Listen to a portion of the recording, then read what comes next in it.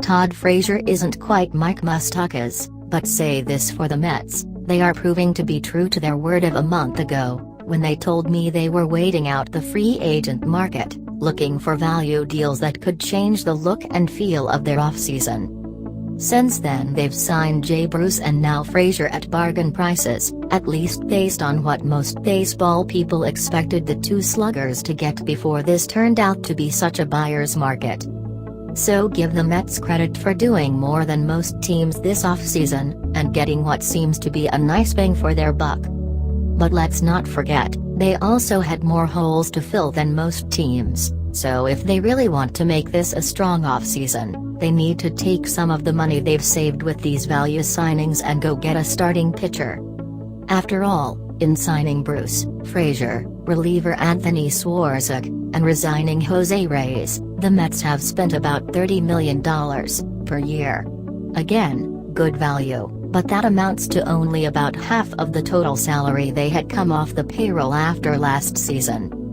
So go get Lance Lynn or Alex Cobb, and even the angriest Mets fan out there would be okay with this offseason, and admit that Jeff Wilpon wasn't lying when he said a couple of weeks ago that he'd be willing to be flexible on payroll under the right circumstances.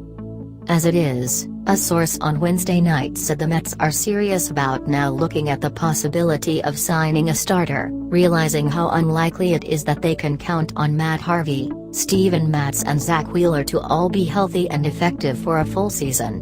Whether they're willing to spend on Lynn or Cobb, the second-tier starters below Yu Darvish and Jake Arrieta, remains to be seen. I've seen pushing for Lynn for weeks because he has been so steady and durable throughout his career, even bouncing back from Tommy John surgery to make 30 starts and pitch to a 3.44 ERA last season. Cobb would be just as attractive, but it has been thought that both are likely to command a 4 or 5 year deal at $16–17 million a year.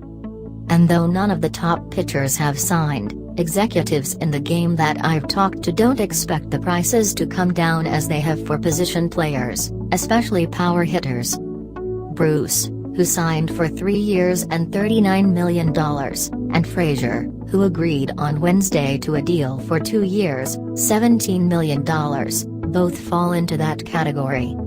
As one executive told me on Wednesday night, there's so much power in the game right now, nobody is paying for it the way they were just a couple of years ago.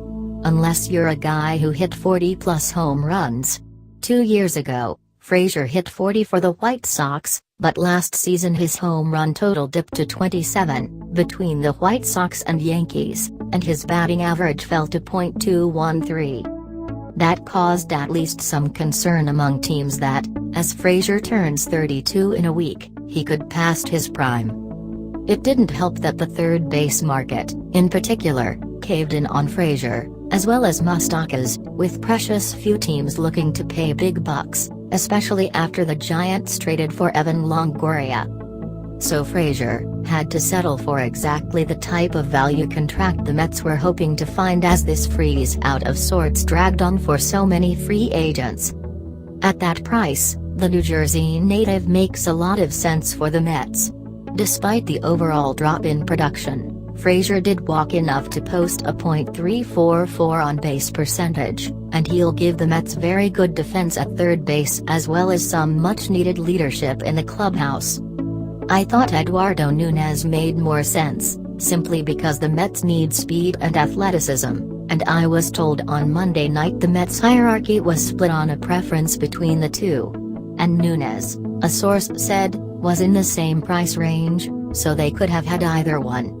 Ultimately, however, GM Sandy Alderson believes in power and on-base percentage, so you have to believe he got the guy he wanted. For Frazier, famously from Toms River, New Jersey, the deal allows him to stay home, an experience he enjoyed immensely after being traded to the Yankees. He proved to be a great fit in the Bronx, but the Yankees were only interested in bringing him back on a 1-year deal, with top prospect Miguel Andujar about ready for the big leagues and the possibility they'll sign Manny Machado next winter. So Frazier takes over at third, signaling the Mets finally understand they have to move on from David Wright, while Asdrubal Cabrera now becomes the second baseman. All in all, with some rare good luck with injuries, the Mets have the pieces to be serious contenders again. Add Lynn or Cobb and they can take a bow.